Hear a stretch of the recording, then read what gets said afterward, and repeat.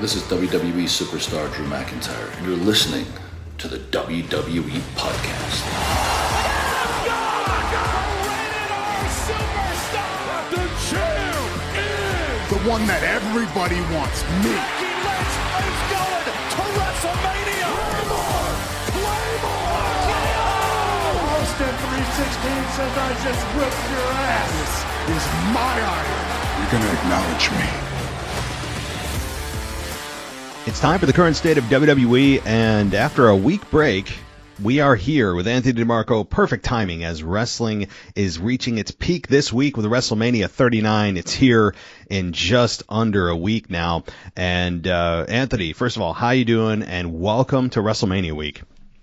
Well, man, it certainly goes fast. I believe I talked about this last time we were on, that a year ago I was thinking about being, home isolating with COVID and watching WrestleMania 38.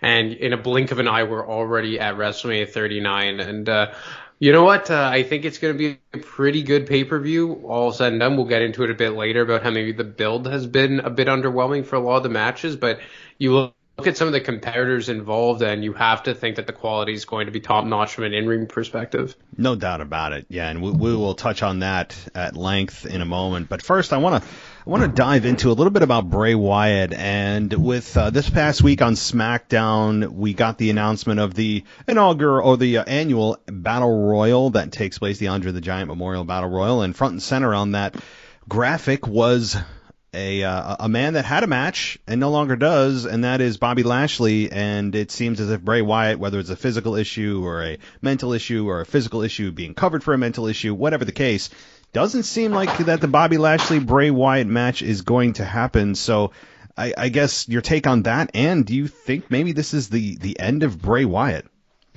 Well, I think you said on your weekend review that it may be a blessing in disguise for Bobby Lashley.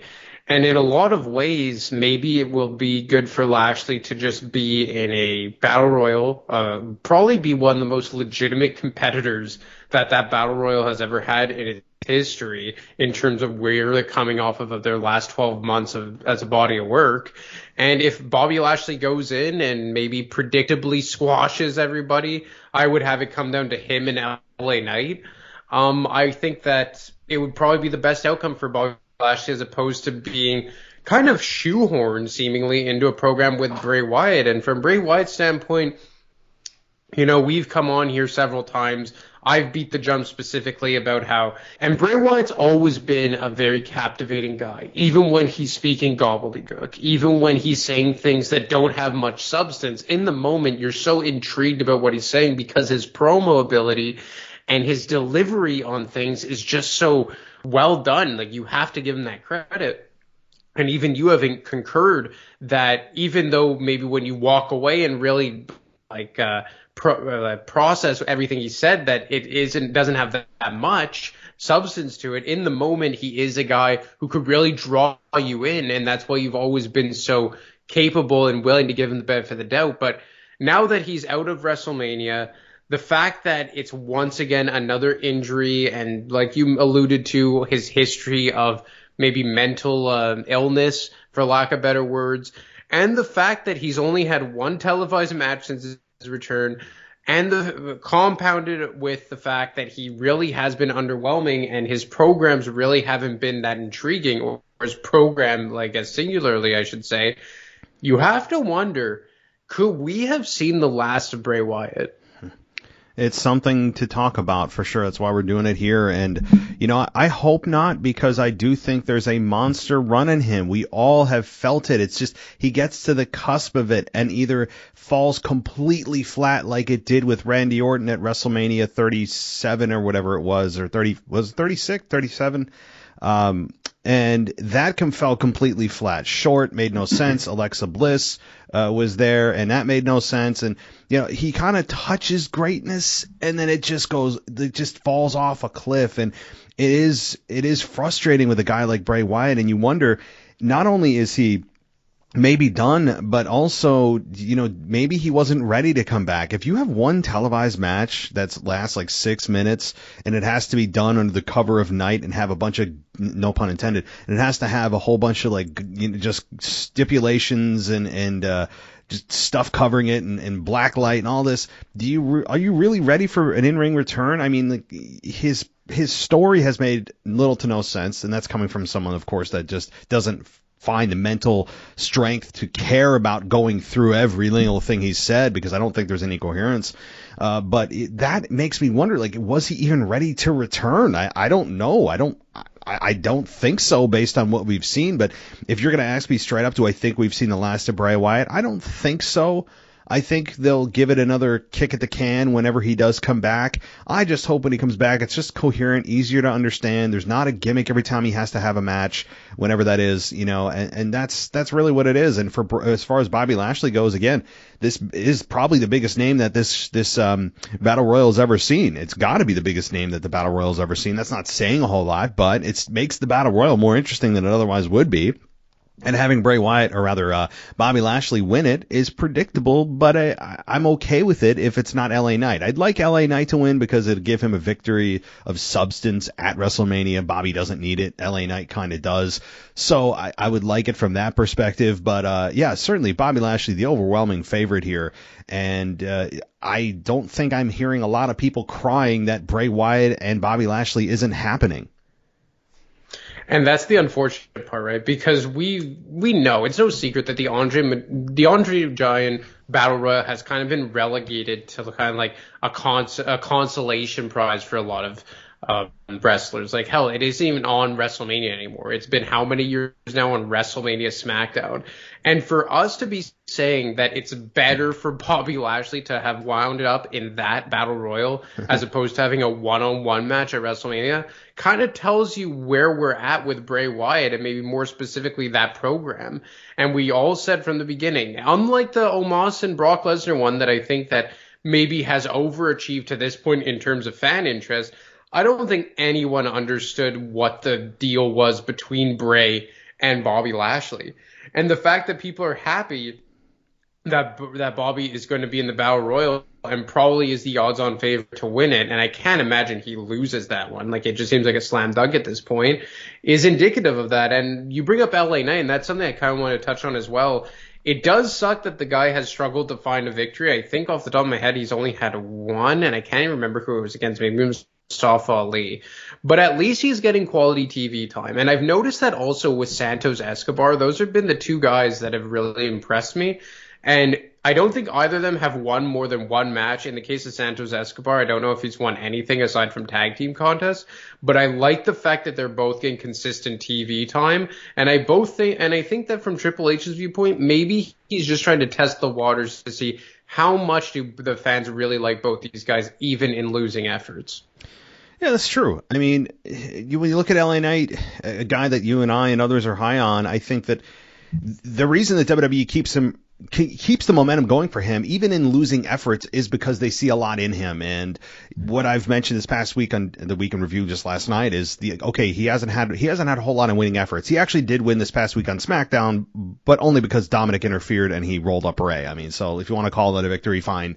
It is, but it's one that's tainted, of course. That said, though, it's really something that is encouraging, though, because they continue to put LA Knight in prominent positions, even in the losing effort, because he's competitive and he's not getting squashed. He's not your Chad Gable or your Mustafa Ali. He is a guy that they are high on, and he continues to get good reactions from the fans when he doesn't even get much mic time, which is where he really shines. And he had a match with Cody Rhodes a couple of weeks ago on Raw that was very competitive and good. Rey Mysterio this past week, others as well. And so even in a losing effort, I think it's a sign that after Mania, they could really end up pushing this guy and pushing him at least into the U.S. title / IC title program whenever that happens. I think that it's probably going to happen shortly after WrestleMania, as it should. But as far as, again, kind of wrapping up Bobby and Bray, I think that the most telling thing is not only are we happy that, I mean, you and I and probably others, that he's not in a match with Bray Wyatt, but I think most of us felt indifferent. I mean, that is the kiss of death when it comes to wrestling. If you're just indifferent, like you don't even care, yeah, exactly. That is there couldn't be a worse reaction from a fan's perspective, and I think a lot of fans felt that way. There's really no one even talking, or what was no one even talking about Bray and Bobby at all. So it's just kind of just faded away, and people just don't give a damn. And if you were going to give people a choice, they'd rather see Bobby Lashley in a battle royal just tossing bodies around. So any final thoughts on the Bobby Bray dynamic? No, I guess we covered everything. And I'm still a guy who struggles to, project or almost root to not have Bray Wyatt back on television, because I still think that there's so much there. But at the same time, maybe it's just me trying to overcorrect for the errors of yesteryear when he was kind of the swamp cult leader. So it's just unfortunate where we've gone with Bray Wyatt. Yeah, no doubt about it. And, again, I still think we'll see him back, and hopefully whatever is going on with him, whether it's a cover or not, that he gets himself right and they have a damn plan and they don't just wallow in the brain of Bray Wyatt, which is a place that's creative, but boy, is it all over the place. So, all right, let's talk about the WrestleMania card, as we are now just days away to WrestleMania 39, night 1 and night 2. I still love the 2-night format, way better. And so as we roll into this pay-per-view in just a few days, how are you feeling about it compared to, say, just a few weeks ago? A few weeks ago, and I think we were kind of in unison in this belief, I was pretty down on the card. I thought that the build, aside from Cody Rhodes and Roman Reigns and anything to kind of do with the bloodline, was really lacking. I was still kind of bitter from the result of the Elimination Chamber pay-per-view where Sami Zayn lost. And I really wasn't looking forward to it. Like, again, we talked about briefly Omos and Brock Lesnar. We were disappointed with the Charlotte and Rhea stuff. We thought it should have been Rhea and Bianca. Bianca versus Asuka has still to this day felt like a very poor build. I mean, you really felt that things were being kind of thrown together on the fly. And I still do think in a lot of ways they have been. And I still do think maybe specifically the Raw Women's Championship match has been really poorly built to this point. But when you really start to assess the talent and the matches and what we're going to see from an in-ring perspective, I think it's going to be really good. And I've kind of learned my lesson from last year, because I remember feeling this way heading into last year's Mania as well. Very underwhelmed and not excited. And then when the Mania got going, it really knocked it out of the park. And the only match last year that I went in feeling disappointed with and came out feeling even worse about was the main event of Brock versus Roman Reigns. And not because the predictable outcome was Roman Reigns, that everybody and their mother knew was going to come out as the victor, but more so because the match quality was just very poor and very bland, especially for a main event. This time around, I think that even though I'm not maybe ecstatic that Cody Rhodes is the one challenging for the Undisputed Championship, I think the in-ring quality is going to be out of this world here. Like, I think that we may have one of the best main event matches in quite some time. Like, even better than Drew versus Brock, probably better than the triple threat for the Universal title 2 years ago with Daniel Bryan, Edge, and Roman. Certainly better than last year. Like, from an in-ring perspective, I think this may be the best main event in maybe close to a decade. And that's saying something, but it's a testament to Cody Rhodes and Roman Reigns and how good they are in terms of in-ring competitors. And then you look at some of the undercard matches, like, there's so many matches, and you brought this up yesterday, that are very big possibilities to be match of the night, like the Intercontinental Championship triple threat match. I know typically WrestleMania isn't a good spot for multi-man matches, especially for titles, but these three guys, given their styles, given the history between Sheamus and Drew, Sheamus and Gunther, you have to assume that there will be good chemistry with Drew and Gunther. Like, this is a match that I think is going to be, not to steal the words out of JR's mouth, but a slobber knocker. You have Austin Theory versus John Cena for the U.S. So that's going to open the show, a great way to kick off WrestleMania. The Rhea versus Charlotte match, even though I don't think it's the best match they could put together, that's going to be great, especially with the work that Rhea's done leading in. Even the Raw Women's Championship match with Bianca Belair and Asuka, like, the build has been putrid, but from an in-ring standpoint, think about what these two women are going to be able to do. Brock versus Omos, we know what it is, but kudos to them. They've got me interested in this somehow, some way. So I look at the match, all the matches up and down the card here, then the Mysterio match where now I'm all of a sudden intrigued in this, and I got to give kudos to Dominic. He's done a great job of getting over as a true heel.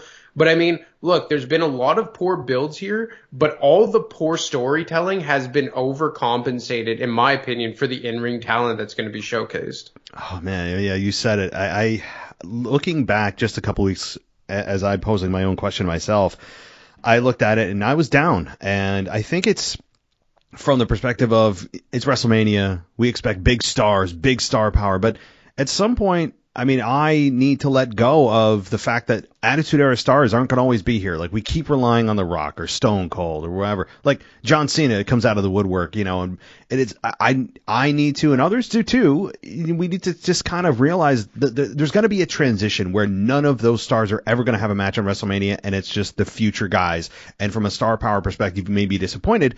But here's the kicker that you brought up, is that the matches from a storyline perspective and a build perspective and logic may not make a whole lot of sense, or that's where we may be down too. But the guys and girls in the ring, that's where they can make up ground for a terrible storyline. That's where they can make good. They can tell their own story. They have control of what goes on in that ring to a large extent. Obviously the finish and maybe some bigger spots they plan, or it's part of creative, but largely they have the control to have the match that they want to have. And that's where the guys and gals that may have a crappy storyline are able to make up a ton of ground. And all of a sudden we come out of the pay-per-view like, oh my God, that was awesome, because they get to tell their own story in the ring for 5, 10, 15, 20, maybe longer minutes. And that is what I'm most excited about as you went up and down the card there, hitting on some big matches like Dom and Ray. That from just a pure story, not even in ring, which is going to be really good, is really damn good. I mean, that has done, so much for Dom's career. I wouldn't be surprised if this is Rey Mysterio's final match and Dominic injures his father. I mean, there's so much as we could get into it. I won't. But when you look at Edge and Finn Balor, yes, we've seen it a million times, and this has been going on for the better part of a year.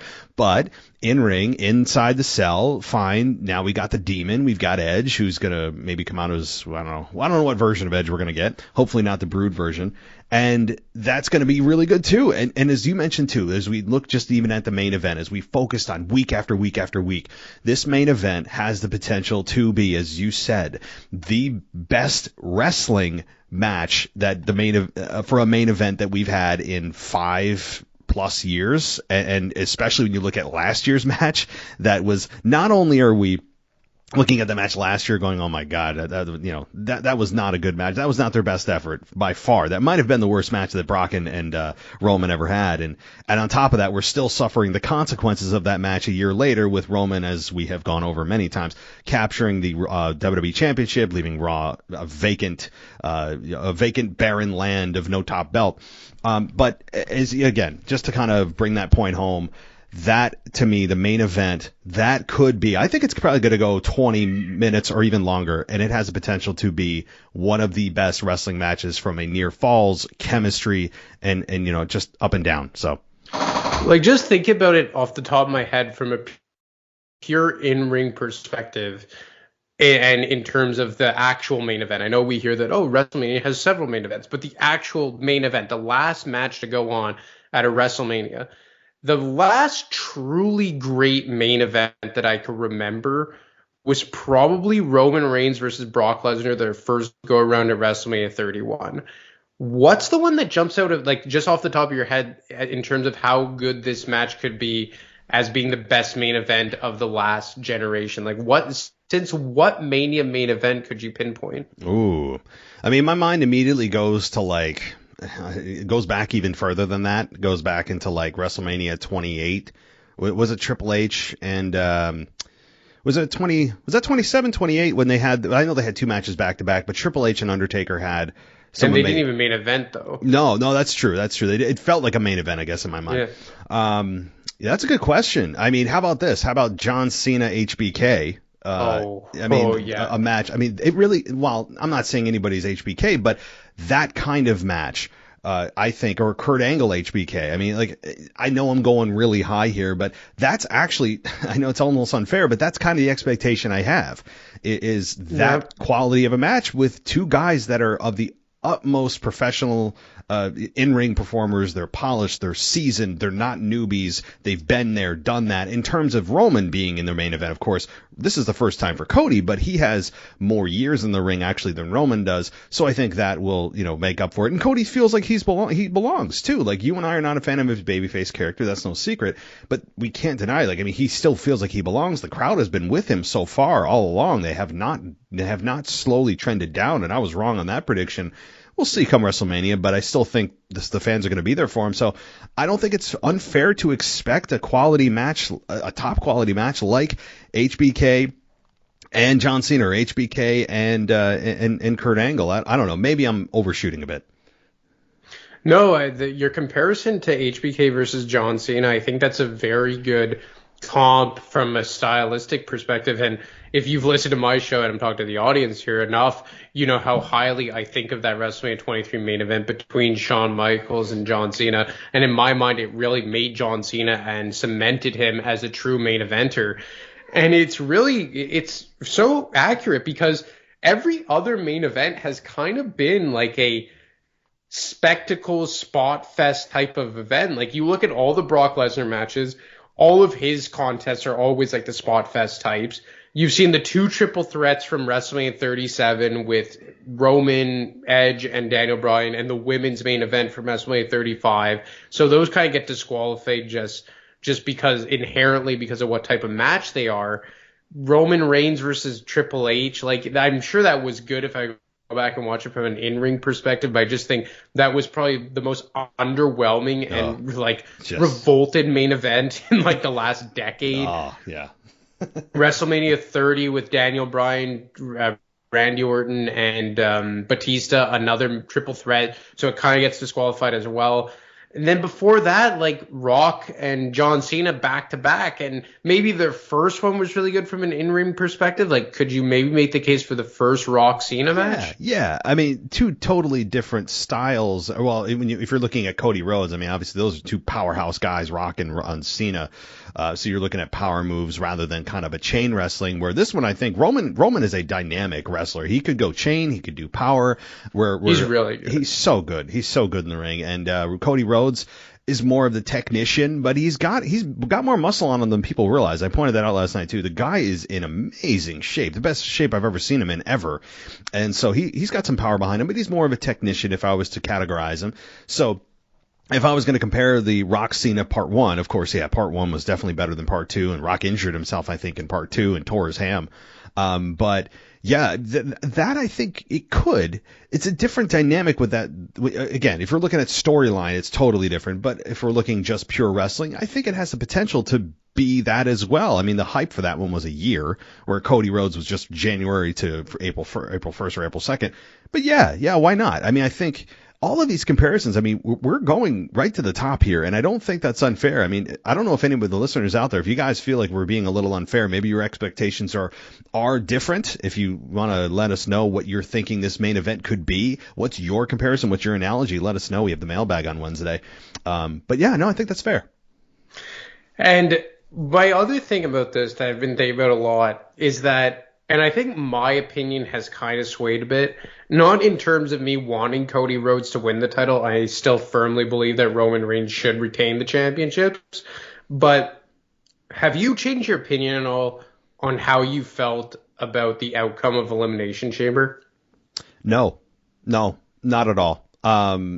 I still believe, and only because, like, that's the moment you build to. And again, guys, we're not trying to harp on this, but it's a fair question. Like, I mean, now that we've had time to digest it, and it's not just a reactionary, emotional, just purely emotional reaction, we've had time to think about it. No, I still think that was the right time to pull the trigger, because I stand by everything I said then, now, because you're never ever going to create a better opportunity in a bigger moment in a championship change than there. And you talk about a pure babyface, Sami Zayn, in his hometown with a monster reaction. I've heard pops that are bigger for Sami than I've heard for Stone Cold. I mean, it was just you couldn't design it better. It overachieved, but they clearly have other plans, and they saw the forest through the trees and probably want to do Jay and Roman. And fair enough, I get it. Fair enough. You can still do that match without the belts, but I get why they did what they did. I still don't agree with it though. I still would have gone with Sami Zayn walking in as champion, but what do you think?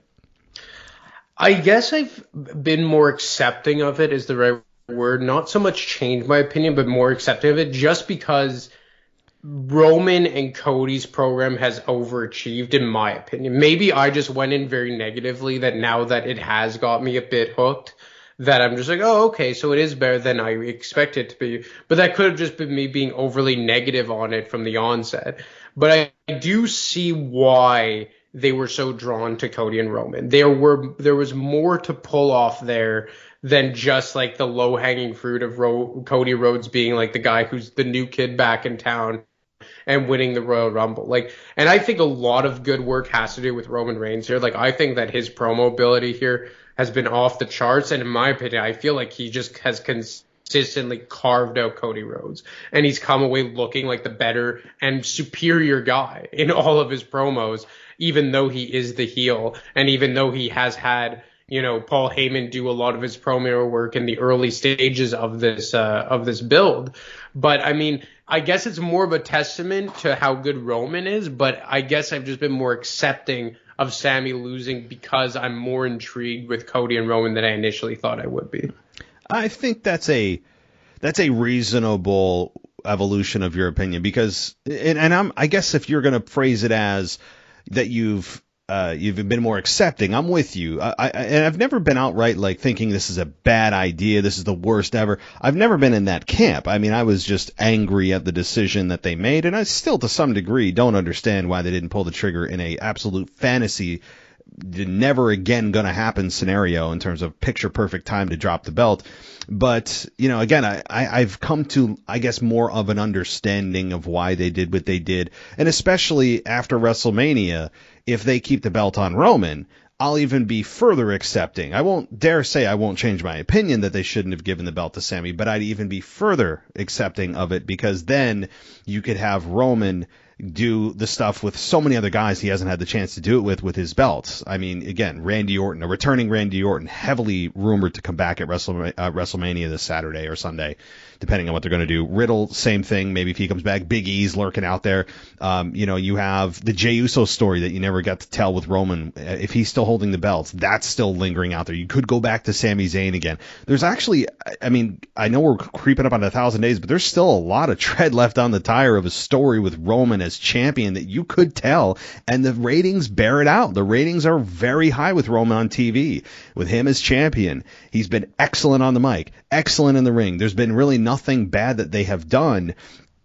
So I guess I just don't see why they would put the belts on Cody, because you do it and okay, it's a moment. The fans feel great. The streak is over, but then you lose your 1,000 days. You lose all those great storylines with the potential guys you could have worked with. Randy Orton, remember, he was injured because of the bloodline back in May of last year. And it's just like, okay, he wins. Then what? The stories with Roman are better than I think the ones you could potentially do with Cody at this point. So.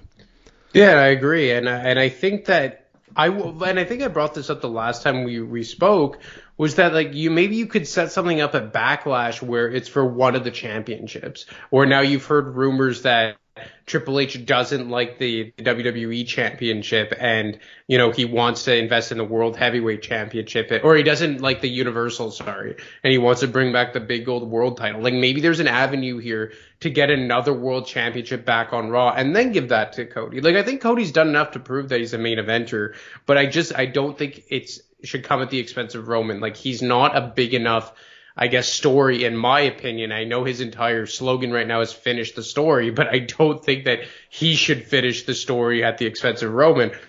But one thing I did kind of want to address here before we close it out, because I heard you touch on this on your weekend review, is the whole Edge versus Finn Balor Hell in a Cell match. And this is another example of the fact that I'm kind of tired of this story. It's been going on for almost 12 months at this point, but I do think that inside Hell in the Cell, it's going to be a great in-ring product. It's probably going to be a really good match. Finn Balor, Edge, two great in-ring competitors. And they are, I guess, do have some form of a story to tell, even though if it has been beaten to death.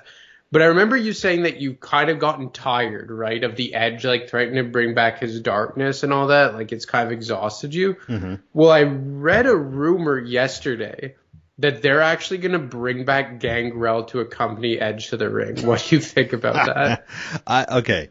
I mean, the two sides of my brain are battling each other because the nostalgic part is like, oh my God, that'd be awesome. I remember the Brood. And you know, my God, if Christian came out somehow, right? Like, and they all came out, like, okay, cool moment. But is it worth sacrificing the entrance we all want to see just for a quick moment of a nostalgia? And he's already done it, without Gangrel, but he's done it already. I don't hate it. I mean, again, the child in me, the 15-year-old in me that used to watch back in the late 90s when he was part of the Brood would be like, oh my God, this is so cool. And then he'd come to the ring and I'm like, all right, well, now what, bro? Like, I kind of wanted to see your other entrance. I mean, that's an iconic entrance. And, you know, you only get to have one. You can't do two. You got to choose just one. I don't hate it. But I understand why he would do it, not just from a nostalgic standpoint and get people talking or reacting, but also because, okay, we have Finn who has his darkness and Edge has his darkness and the darknesses are going to battle each other. It's very pro wrestling-y. So like, I get it. I won't hate it. I won't jump off a bridge because of it, but I think I'd prefer the traditional Edge entrance that is just, God, his song is perfect. I love his, that's my preference, but I get why they do that. This entire program should feel like a bigger deal than it is. And I don't know if it's just because of the sheer longevity that's gone on for, I don't know if the Rhea Ripley / and or Dominic stories have overshadowed Finn Balor and Edge. Like, Finn Balor's supposed to be the leader of the Judgment Day, but he sure as hell doesn't feel like it. Damian Priest feels like an afterthought at this point, and he, for all intents and purposes, started the Judgment Day with Edge. Like, I don't know. Like, I feel like this should feel like much bigger of a match than it actually is. Don't you feel? Oh, I mean, it's Hell in a Cell. And here's what I do like about this, though. They've implemented the Hell in a Cell stipulation when it's deserving of it. Like, they didn't just build it into the schedule. Well, whatever's going on, just you guys have a match because that's the time of year. No, like, this match is absolutely warranted of it, even if it is a program that nobody wants to see after WrestleMania. I mean, like, we are totally done with this, and they better be after this. I don't care, win, lose, or draw. Edge wins, dies. They both. I mean, whatever. Like, I don't care. It needs to be over with. But here's the thing about really the whole card. When I look at it from a macro perspective, here's what we're going to come out of. And I think not just you and I, this is a prediction for the general audience listening and most fans. Fans complain about a lot of stuff. You complain about, I complain about even more stuff. But here's what we're going to come out of WrestleMania with. I think a general feeling of, man, that was better than I expected. I think match by match, we're going to come out of this, not every match, because we'll have some stinkers, I think, here or there. I think the women's match is shaky. But I think generally, we're going to come out of WrestleMania and be like, wow, that was way better than I thought. The storylines were awful, but the in-ring wrestling, as we started with a show-off saying, really saved this show. I think that's the general feeling we're going to have. And isn't that at the end of the day what we want to see is, wrestling on a wrestling show? So I think that's my prediction is that's how most fans will feel when they come in, kind of setting a low bar, not happy about the way things have been built or the pairings or whatever. And we're going to go, wow, okay, that was a really damn good pay-per-view.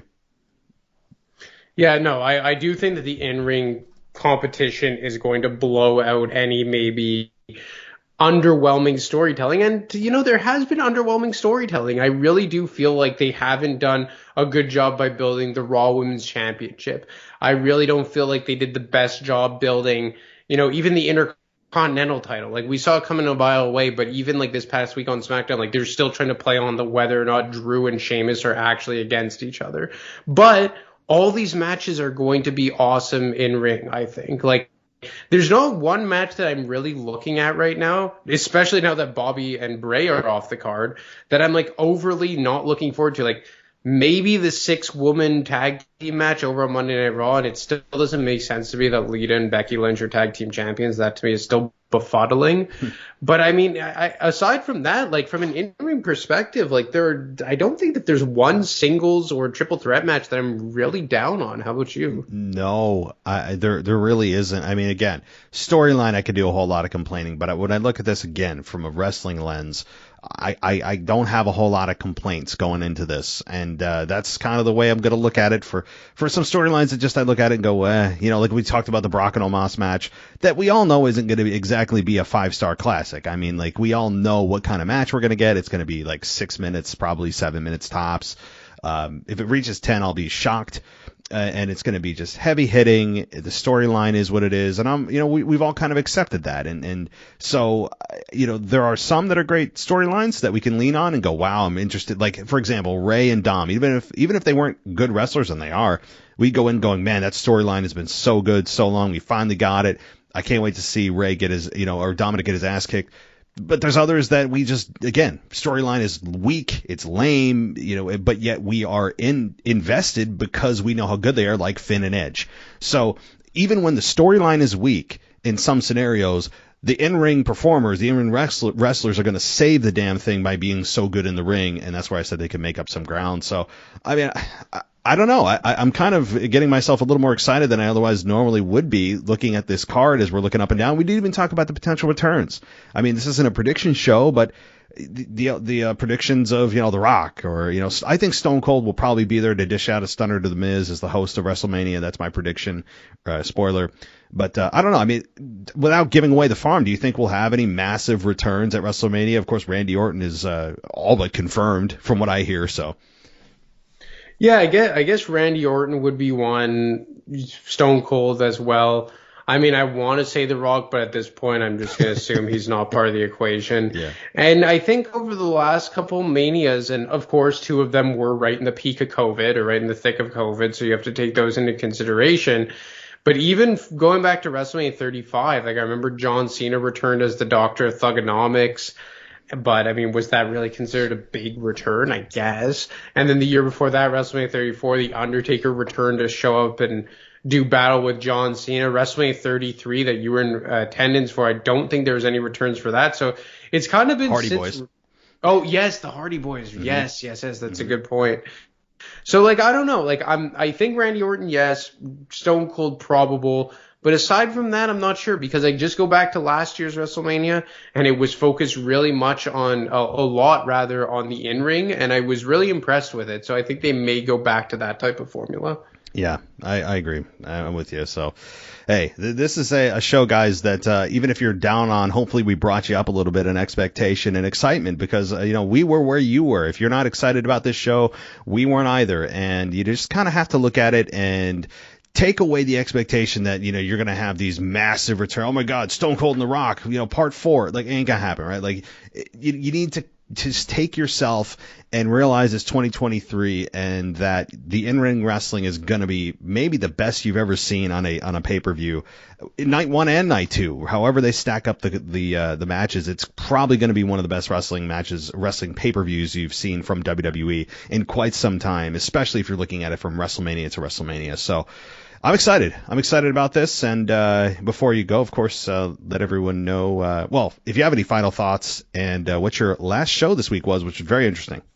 Well, I think we covered everything WrestleMania-wise, but my last show was Edge's rise to the main event, which I think is very fitting given what very well could be his last WrestleMania, although next year seems like a very big possibility as well. But, I mean, his rise to the main event was pretty interesting to go back on. It took him doing, I think, a 15-month-long rehab from injury from the February 2003 to, I believe it was May 2004, and him changing brands, him going over to Monday Night Raw doing a quick run as the Intercontinental Champion as a babyface, switching over to a heel, obviously being the inaugural Money in the Bank briefcase winner. And then the rest was history following his cash-in at New Year's Revolution 06, which I believe you were in person for. Yes, so sir. Nobody could speak to it better than you at that point. It was absolutely, oh man, I think about that somewhat regularly. Like, just the feeling and the rejection of John Cena. It felt much like Roman Reigns years later. And, you know, you came off Stone Cold and The Rock to Mr. You Can't See Me. And it was your old school, like, 18 to 40-year-old testosterone-filled arena that was outright rejecting the beloved very much by children and women, of course, John Cena. It was just a beautiful thing to see, and Edge getting the pop he did. You're welcome, Edge. It was not probably intended that way, but yeah, amazing moment. And I'd recommend everybody go check out the show that you did. It was well done, and some great moments with Edge, as you said, very appropriate given what's coming up in just a few days. So, all right, well, very good. I will be in touch with you, as we always are, through WrestleMania. And boy, is our conversation next Monday going to be interesting. Maybe we'll expand it from 30 to 60 minutes. We'll have to talk, especially given what's going on, I'm sure, over the next week or so. Yeah, man. Looking forward to it. Enjoy the pay-per-view. Yeah, you too. Take care. Thanks for listening to the WWE Podcast. Don't forget to subscribe on your favorite podcast app so you don't miss a show, or head to WWEpodcast.com. And for all of these shows ad-free, head over to patreon.com/WWE Podcast. Until then, we'll see you next time.